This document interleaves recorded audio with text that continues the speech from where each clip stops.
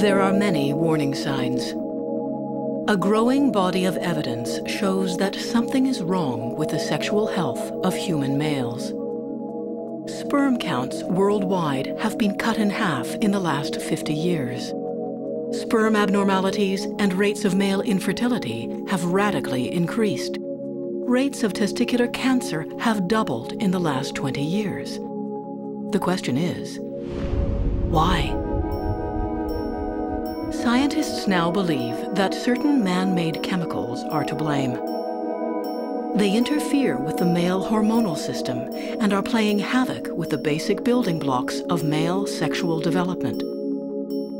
The problem is, these chemicals are everywhere.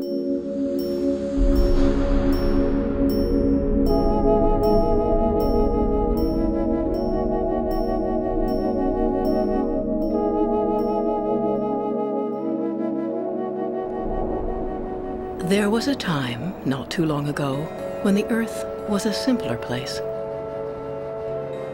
60 years ago, synthetic chemicals were a futuristic novelty. Since that time, the chemical industry has developed more than 90,000 man-made compounds, and the vast majority of them have never been tested for their effects on human beings.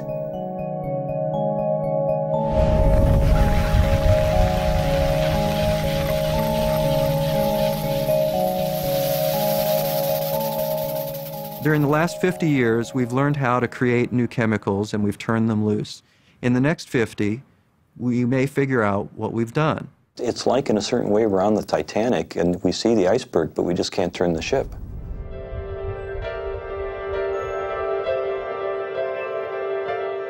These chemicals are found in virtually every consumer product. Chemicals like bisphenol A make plastics hard and unbreakable. Other chemicals called phthalates make plastics soft and pliable. Chemicals make cosmetics smell fresh and fragrant. They make our fabrics stain-resistant and our computers flame-resistant. But have we unleashed a monster? Some common chemicals are causing profound and permanent damage to growing bodies. And for reasons we are just beginning to understand, some synthetic chemicals are far more damaging to boys. I feel that every child should be able to live up to their innate potential, whatever it may be, but we're taking that away from them. We're taking that away from our kids. Now, why isn't it being publicized? I think it's because it's so scary.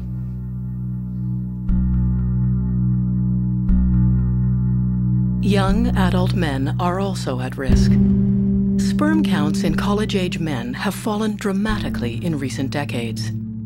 A typical young man produces less than half of the sperm his father did, and up to 85% of it is abnormal. In a fertility clinic at the University of Rochester, researchers are tracking the crisis in the quality of male sperm. This change in the quality and amount of sperm has been sudden and dramatic. I've been here 12 years, and when I first started, of the 10 donors we would screen, we would accept maybe 7 or 8. They had really good counts, really good motility. Over time, it got harder and harder to recruit donors because we noticed of that same college-age population that of 10 people who would try out for our program, maybe 3 or 4 would have the sperm parameters that we need.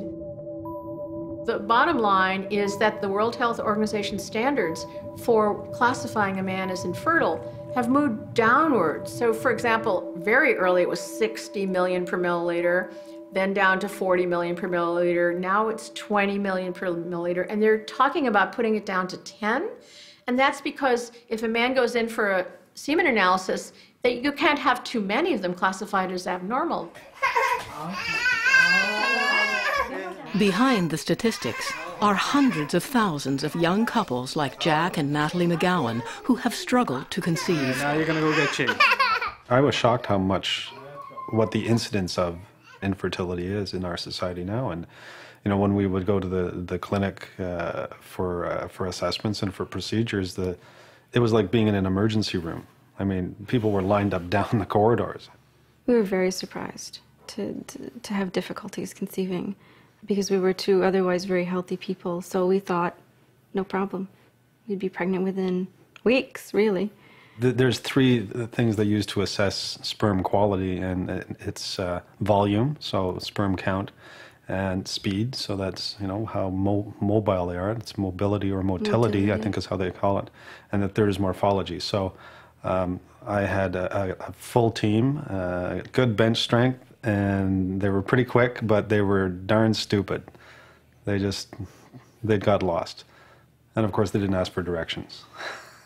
So. Our reproductive endocrinologist even came out and he said, well, it's probably linked to environmental causes. He didn't go into specifics. No. But he did say. After 2 years and several fertility treatments, the McGowans were finally able to conceive.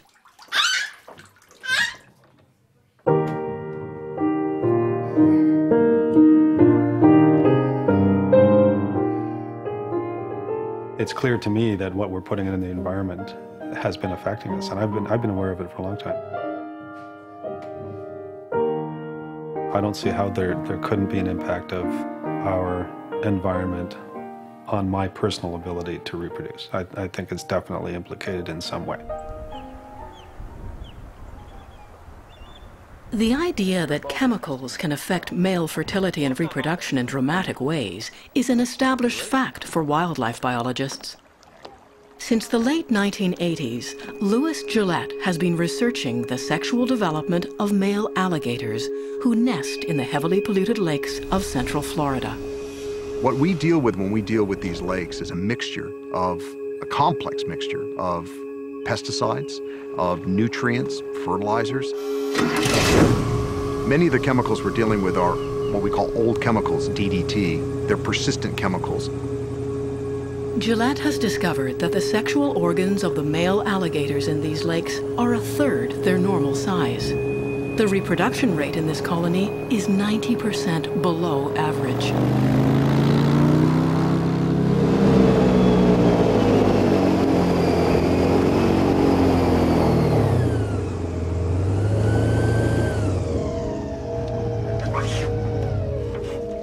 Great snag, good deal. Perfect animal. We're at the point now where we have evidence suggesting that pesticides have the ability to actually alter the development, for example, of the testis, alter the development of the phallus. Great snag, Russ. The abnormalities in the testis were related to low testosterone levels. Basically, the little alligators that we were studying as males had testosterone levels similar to what we see in females. But they also had, for example, smaller penis size, which was a marker of a lifetime abnormality in testosterone. Ah, look at that. Un macho. The strong evidence that chemicals cause sexual abnormalities goes well beyond the study of wildlife. I was extremely frustrated in the mid-1990s because no one could answer my questions about what these things are doing on children. The work on the feminization of alligators had come out. Other work on wildlife had come out showing drastic impacts. And little boys or men are no different than alligators in terms of their general makeup. So why shouldn't it be affecting humans if it's affecting wildlife? Of course there are differences. It's not a one-to-one relationship. But I do believe that our work is a sentinel for human health. I believe that our work is a sentinel for the health of babies, human babies. The testes are part of the male endocrine system, the network of glands that regulate many of the body's functions. They stimulate growth, regulate our metabolism, and control reproduction. These glands release hormones that are the body's chemical messengers. The sex hormone testosterone is a chemical messenger that plays a central role in male sexual development. Some synthetic chemicals can disrupt or block the functioning of testosterone in the body, permanently damaging the sexual development of male children. This disruption of the human body's own system may be the greatest unintended consequence of the 20th century's chemical revolution.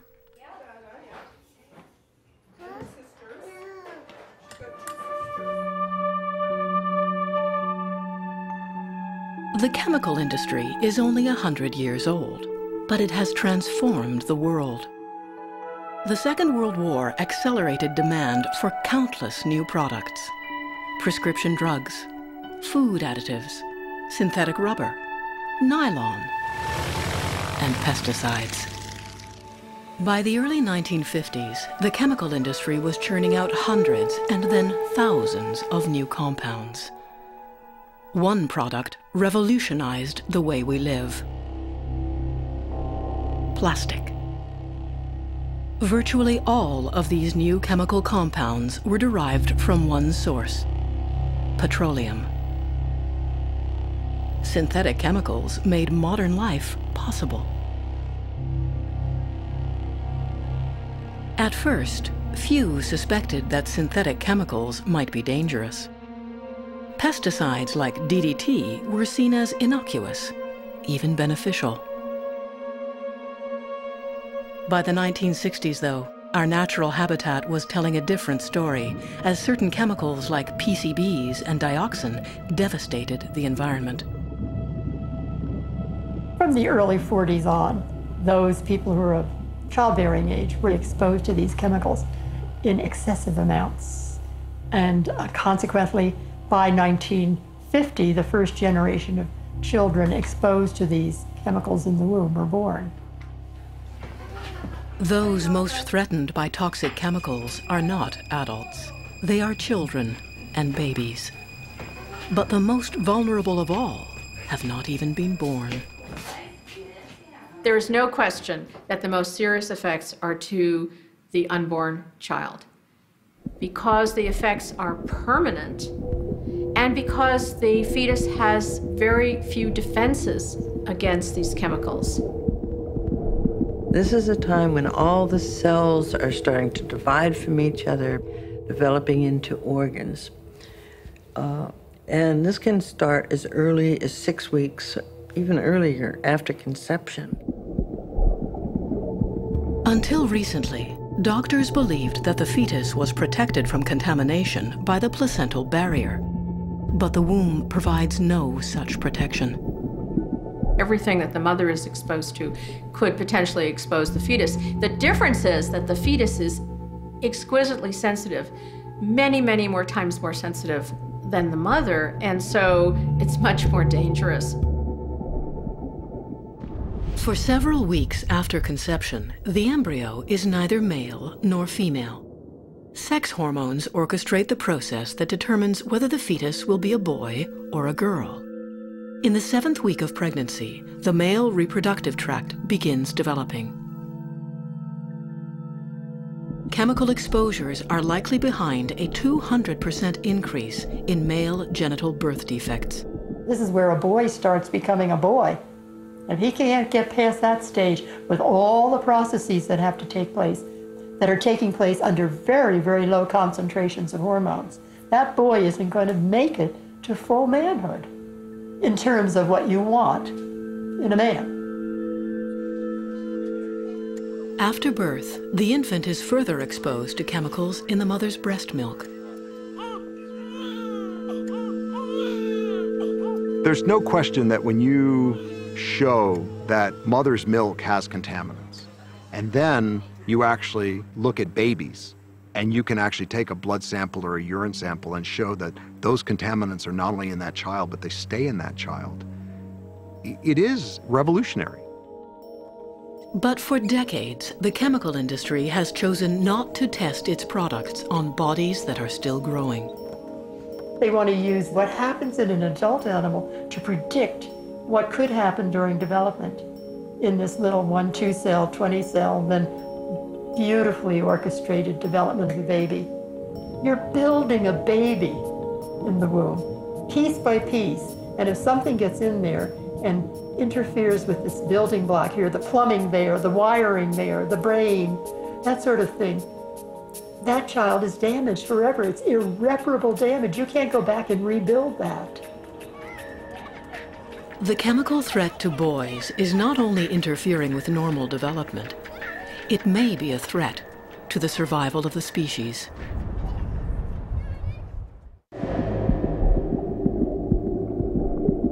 New research shows that male fetuses are being miscarried in ever greater numbers. There is strong evidence chemical exposures are killing boys in the womb. There are more and more studies showing that before birth, between fertilization and birth, something's happening to boys. Basically, they die before they're born. The Aamjiwnaang First Nations Reserve near Sarnia, Ontario, looks like a normal middle-class community. But Aamjiwnaang is different. The reservation is surrounded by one of the world's most extensive petrochemical complexes. In an average year, these plants release over 130,000 tons of toxic chemicals into the air. I hadn't seen anything quite as dramatic as I saw in Sarnia. Everywhere you went, you could smell this chemical smell. And several times when I was there for a short visit, the sirens went off, indicating that there had been a release of toxic chemicals. So it's very much in your face. You see it, you smell it, you're aware of it all the time. Aamjiwnaang is home to one of the great medical mysteries of our time. In 2006, the reservation became known internationally for having one of the sharpest declines in male births ever recorded. Instead of the normal 50-50 split, here, fewer than half as many boys are born as girls. We looked at the births in 5-year time periods and found that things were, relatively normal up until the early 1990s when we started to see this drop in the number of boys. And then from 1999 to 2003, there was a significant drop in the number of boys being born. I think to a person in the community, we all knew there was some kind of impact from where we lived. But we didn't know that it had the significance that it had. It was just one of those things. Ada Lockridge was the first community leader to raise the alarm about the disappearing boys. People just kind of thought that girls run in the family. My oldest sister, she had 3 girls, then 1 boy. My middle sister, she had 3 girls. And myself, I had 2 girls. The gravity of the problem has attracted scientists from around the world. Aamjiwnaang was the first human case of it. So I went to a conference in the University of California, San Francisco, and it was a conference on reproductive health. So in that room were the best in the world in that field, and they referred to what happened in Aamjiwnaang as the first sign of extinction. 40% of Canada's entire chemical industry is here. The plants release shocking amounts of dioxin, benzene, and mercury, chemicals known to be toxic to human reproduction. Because for most of these, you do have a newspaper record of these spills, right? Pretty much all of them, yes. Jim Brophy is a workers' health advocate who is helping the community understand the impact of the pollution on their bodies. We know that the refineries in Sarnia are putting out very high levels, tens of thousands, if not hundreds of thousands of kilograms every year of toxic substances that are capable of altering the reproductive system and the developmental system and adversely affecting it. I thought I was never ever going to have kids. Honestly, I didn't think I was ever going to be able to carry them. Together, we've lost. I had 4 miscarriages before I had my first child. but none of the doctors could explain why I wasn't able to carry. I even went to London. We did like a lot of testing and stuff, and they said that they could not find a reason why I would have so many miscarriages. They said there was no reasoning for it. These chemicals disproportionately adversely affect the male fetus, so that this elevated miscarriage rate that we reported in the health study may in fact be reflecting that male fetuses are being aborted, and that's why we're getting this skewed birth ratio.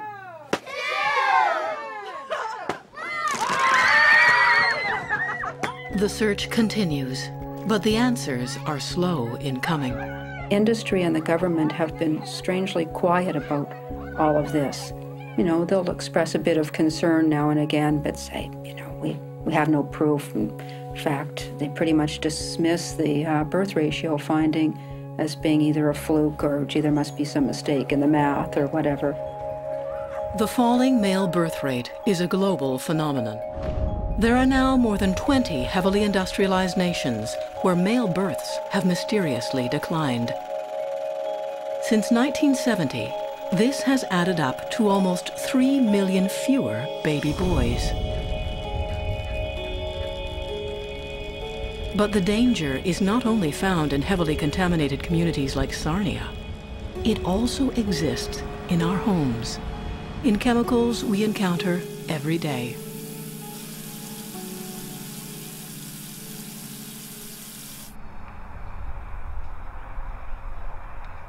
Children live in a state of constant exposure to over 1,000 synthetic chemicals.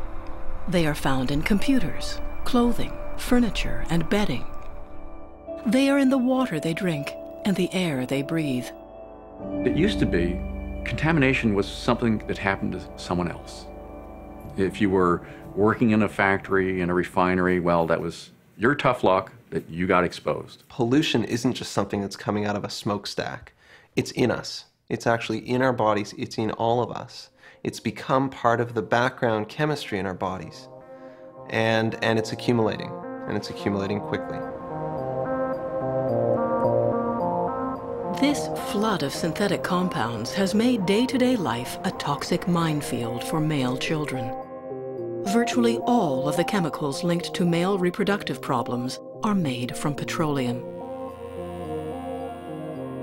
In order to make every one of the products that we're dealing with today, you have to start from a fossil fuel. Basically, that's what it boils down to. It's the cracking of it. It's taking that crude oil, that rough natural gas that's coming out of the ground, and cleaning them up and getting those byproducts that are making it possible to make these products.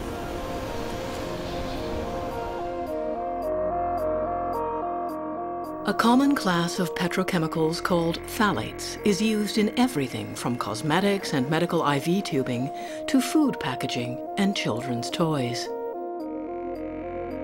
The research of Dr. Shauna Swan began with a disturbing realization. I turned to studying phthalates when I read that the Centers for Disease Control had found phthalates in almost everybody in the United States, and that they seem to be more prevalent in women of reproductive age, coupled with new data showing that phthalates cause significant changes in the male offspring. Phthalates in the mother's body and breast milk have been linked to the disruption of normal sexual development in male babies. The outcomes that we've looked at, which are called the phthalate syndrome now, which are the decreased masculinization, possibly smaller genitals, less complete testicular descent. Many soft toys contain phthalates, despite the fact that they can leach out of the plastic and end up in the bodies of infants. Well, the phthalates make toys cuddly and soft. They basically are the basis of the safe toy industry in our country because the children don't get hurt on nice, cuddly, soft things. Phthalates are also widely used in personal care products. 3/4 of all name-brand cosmetics, including deodorant, hair gel, shampoo, and body wash, contain them. They're in the cosmetics because they cling to the skin and they hold perfumes. They're really great for delivery systems to perfume because they penetrate the skin, they'll move in, and they'll take the perfume with them, which then actually increase the lifetime of the perfume. And it's in hair conditioners. It's that stuff that makes the hair so beautiful and glossy, and you can manage it. It looks clean, it smells clean, it feels clean. We've been marketed that this product is clean. So it's very difficult to think of it as dirty, as polluted, as toxic. So there's a huge perception barrier to get over. You know, it's a skin cream, and you put it on your hands. You say, well, I don't eat it. But, you know, you put that skin cream on your hands, and you wait for a few minutes. Is it still there? No, it's gone. Where do you think it went? It didn't go in the air, okay? It went into your body. One phthalate in particular, used in PVC plastics, is raising enormous concern because of where it is used and who we use it on.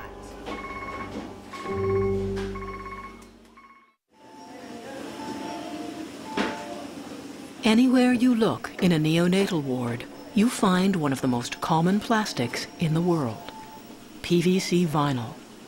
This flexible material contains a phthalate called DEHP. DEHP has been classified as a reproductive toxicant by several agencies around the globe. A reproductive toxicant is a compound that has effects through stages of development on the human reproductive systems. Incredibly, PVC is used to make medical devices such as intravenous tubing, catheters, and blood bags. Many studies have demonstrated how DEHP in medical devices can leach from the vinyl, ending up in the bodies of vulnerable children in staggering amounts. On average, a person will take in up to 30 micrograms per kilogram of DEHP a day, and that's considered a safe level of intake. However, in a hospital setting, for example, an infant or a child may receive up to 200 times that amount in a single exposure. And that exposure can be daily over multiple days or even over months. The frail organs of premature male babies are especially susceptible to damage. The U.S. Department of Health and Human Services has stated that it's a serious concern, particularly with intensive medical treatment of male infants, that this may be an adverse effect on the reproductive tract. The most sensitive measure of developmental effects is atrophy or shrinking back of the testes. Some hospitals are now replacing their PVC equipment with non-toxic forms of plastic. We really subscribe to the precautionary principle, which says first do no harm and take precautionary measures so that our patients have the safest products possible. And so we just made the decision that this is something that we better look at.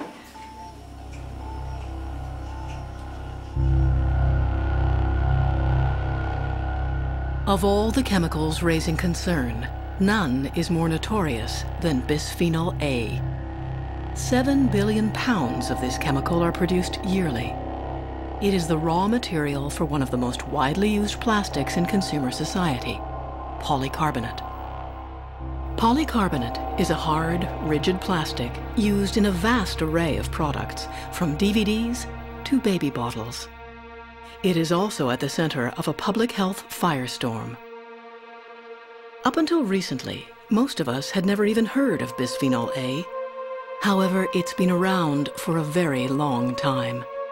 And we've only recently discovered how dangerous it is. Bisphenol A was first synthesized in 1891 by a Russian chemist.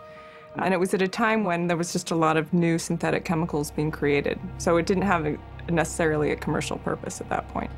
And it really wasn't until the 1930s that commercial use for the compound was investigated.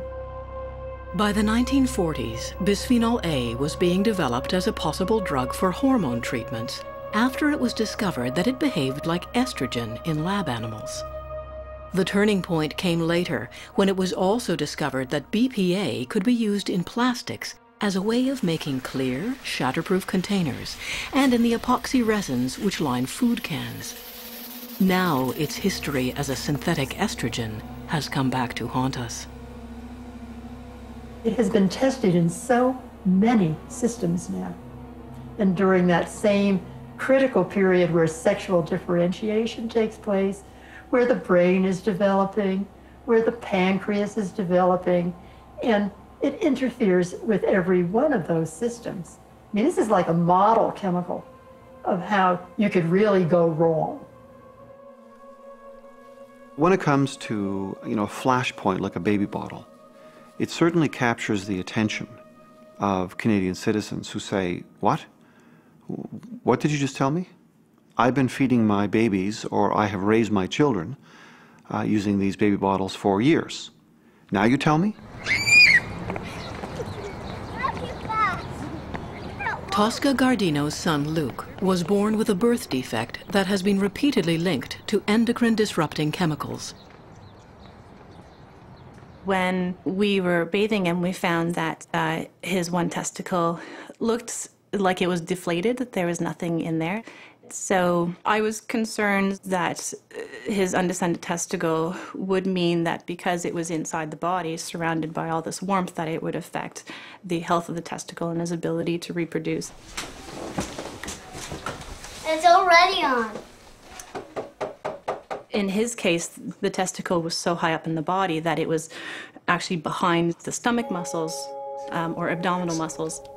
Undescended testicles can be corrected through surgery.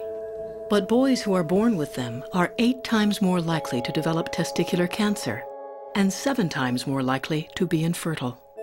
So Luke did go through the 2 surgeries, and in the end, the testicle, it's down, it's healthy as far as they can tell. They won't really know until he's a teenager when they see that it's actually growing. The operation was a success, but the problem has not completely gone away. After the 2nd surgery, about a couple of months later, we noticed that the other testicle had started to rise. Not nearly as high, just halfway, still in the sac, but closer to the body. You love spinning, don't you? I feel guilty that I didn't do more. I feel responsible. I feel like I should have known better, that I could have done more. I've tried to console myself by understanding that back then not many people actually knew facts about it. This is way too wet, see? Oh, I bet you it rolls really well now. I had 3 different naturopaths at the time, and I had a midwife, I had a doula, and a doctor. And I was told about herbs to avoid, certain foods to avoid, but no one mentioned anything about containers to avoid. Tosca has since set out to educate herself. I have no doubt that the things that are in our environment, it is affecting us on many, many levels, especially on the long term. But to think it's directly related to my son, I don't really want to know that. A mom shouldn't have to be a chemical engineer. That's not her job. Or a dad shouldn't have to be a chemical engineer. But for us to force onto them that responsibility is ridiculous. By any measure, bisphenol A and phthalates are dangerous to the male reproductive system. Despite this, millions of pounds of these chemicals are produced yearly. Again, the question is, why? Dr. Steve Hitchens. When it comes to the safety of phthalates and bisphenol A, Dr. Stephen Henches is the main spokesman for the chemical industry. In fact, both bisphenol A and phthalates have been subjected to numerous rigorous and comprehensive reviews by government agencies in the U.S. and around the world. After more than 5 decades of use, no reliable evidence has shown bisphenol A or phthalates in consumer products to have caused any harm to any person. The claim that chemicals like bisphenol A and phthalates have no significant effect on the body is contradicted by hundreds of independent studies. Among the smaller number of studies that found no effects, almost all were commissioned by the chemical industry.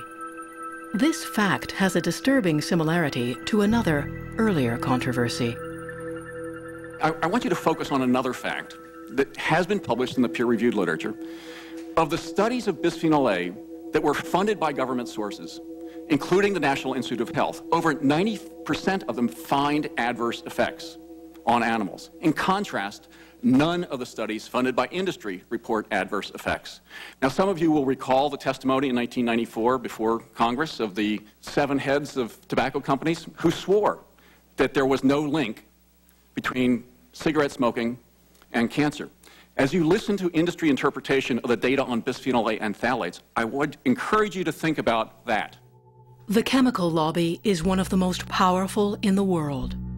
Since 1976, the U.S. government has banned just 5 chemicals. Industry is using its power, its influence, its wealth to keep the regulatory system at bay, to keep government regulators and agencies away. The chemical industry has realized that by creating this infrastructure of alternative science, they can paralyze regulators willing to buy into this and totally paralyze the agencies. Think everything's okay?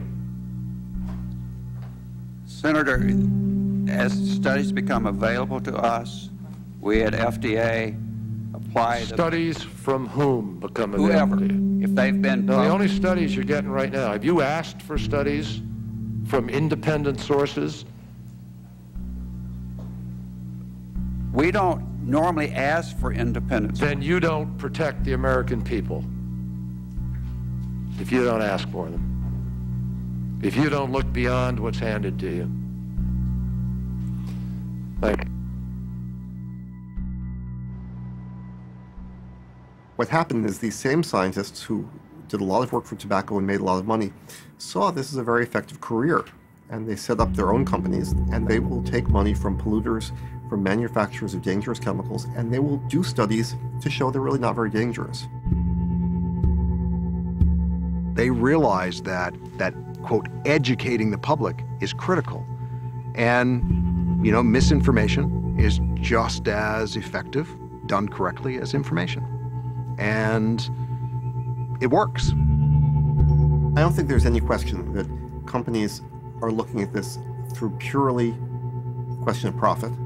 But if they could get 1, 5, 10, 20 more years of selling the product without controls, they've been very successful. In the case of bisphenol A, the issue has taken on a life of its own. Responding to mounting public concern, retailers like Walmart began removing it from their shelves. And then, a surprise announcement. Safety questions about plastic bottles. Canada's health agency today took the first official step to take some plastic baby bottles off the market. Our chief science... Although our science tells us that exposure levels to newborns and infants are below the levels that cause effects, we believe that the current safety margin needs to be higher. I think the government understands it has to do something. I think maybe the scientists within Health Canada are telling the government, listen, you really have to move on this. That's not yet. Who's that? The powerful symbol of the baby bottle may mean that time is finally running out for bisphenol A. I'm worried that what will happen is that this will be just limited to, say, baby bottles or infant formula, because this is about so many different things. It's about endocrine disruptors. It's about a regulatory system that's completely broken. It's about the material world that we've decided to build and the chemicals that we've chosen to build that environment. Canada's stand on bisphenol A is a major victory, and a rare one, because the problem is much bigger than one chemical.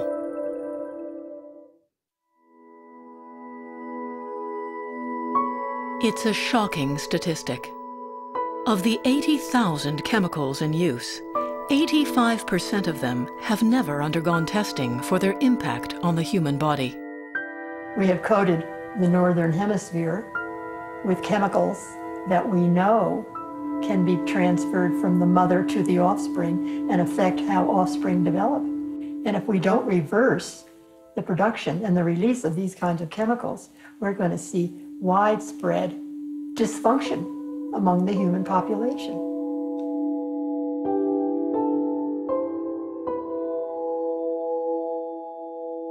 The debate over the safety of man-made chemicals will never end, but we will never again live in a world without them. It will be decades before we understand what we've done, but it is already clear that we are permanently altering the sexual development of male children.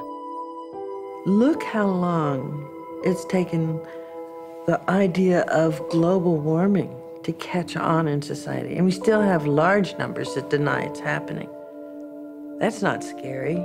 That's going to happen 3 generations down the road. But when you're talking about your own kids or your grandchildren, that is something else.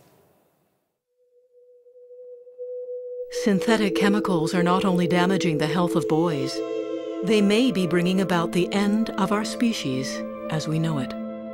I think this deluge of new chemicals that has arrived within the past century, chemicals that are novel to human body chemistry, I think they are moving us into a period of the most rapid evolution that this species has ever experienced.